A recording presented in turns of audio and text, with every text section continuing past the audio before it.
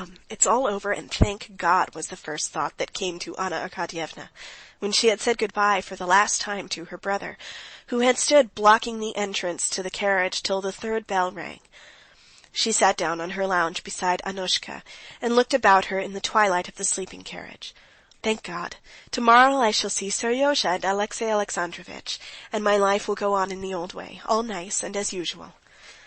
Still in the same anxious frame of mind as she had been all that day, Anna took pleasure in arranging herself for the journey with great care.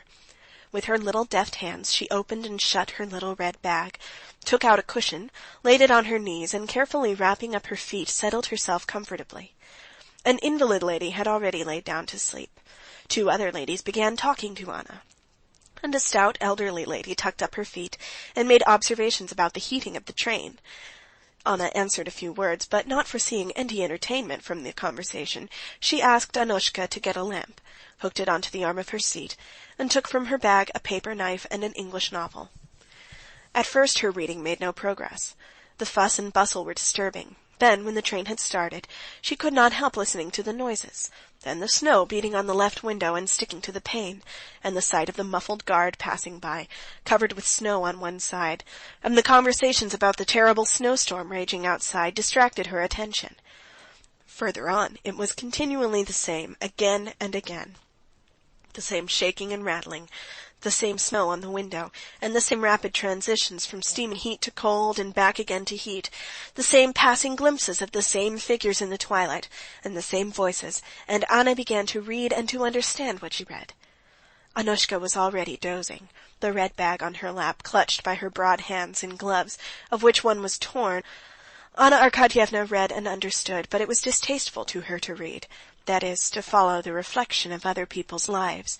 She had too great a desire to live herself.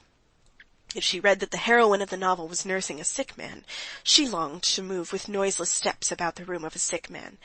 If she read of a member of Parliament making a speech, she longed to be delivering the speech. If she read of how Lady Mary had ridden after the hounds, and had provoked her sister-in-law, and had surprised everyone by her boldness, she too wished to be doing the same. But there was no chance of doing anything, and twisting the smooth paper knife in her little hands, she forced herself to read. The hero of the novel was already almost reaching his English happiness, a baronetcy and an estate, and Anna was feeling a desire to go with him to the estate, when she suddenly felt that he ought to be ashamed, and that she was ashamed of the same thing. But what had he to be ashamed of? What have I to be ashamed of? She asked herself, in injured surprise. She laid down the book and sank against the back of the chair, tightly gripping the paper cutter in both hands. There was nothing. She went over all her Moscow recollections. All were good, pleasant. She remembered the ball, remembered Vronsky and his face of slavish adoration, remembered all her conduct with him. There was nothing shameful. And for all that, at the same point in her memories, the feeling of shame was intensified, as though some inner voice, just at the point where she thought of Vronsky, were saying to her, "Warm, very warm, hot."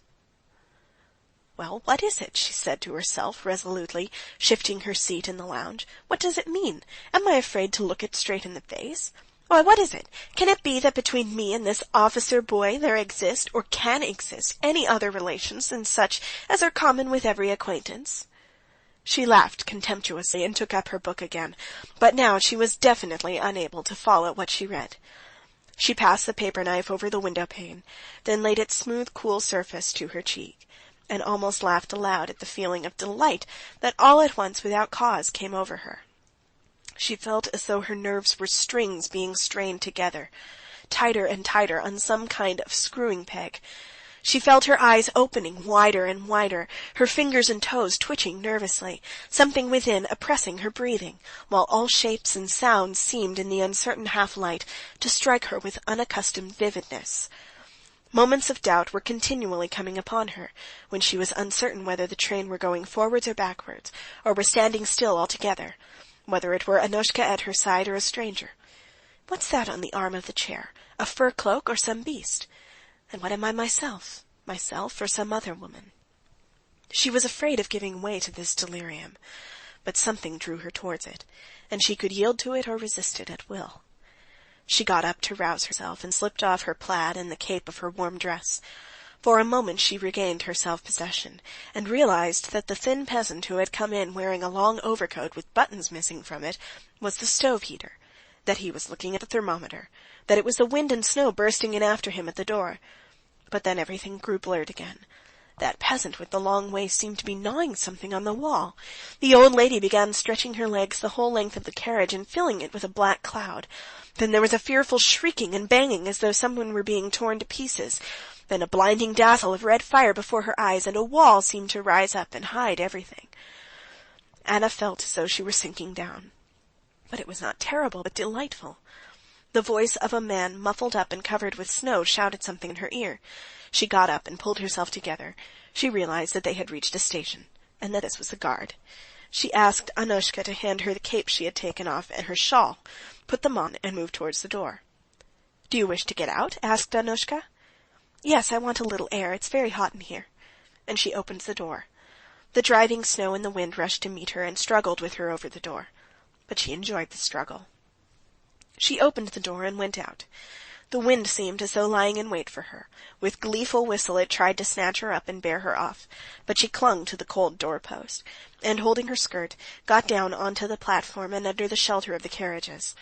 The wind had been powerful on the steps, but on the platform, under the lee of the carriages, there was a lull. With enjoyment she drew deep breaths of the frozen, snowy air, and standing near the carriage looked about the platform and the lighted station.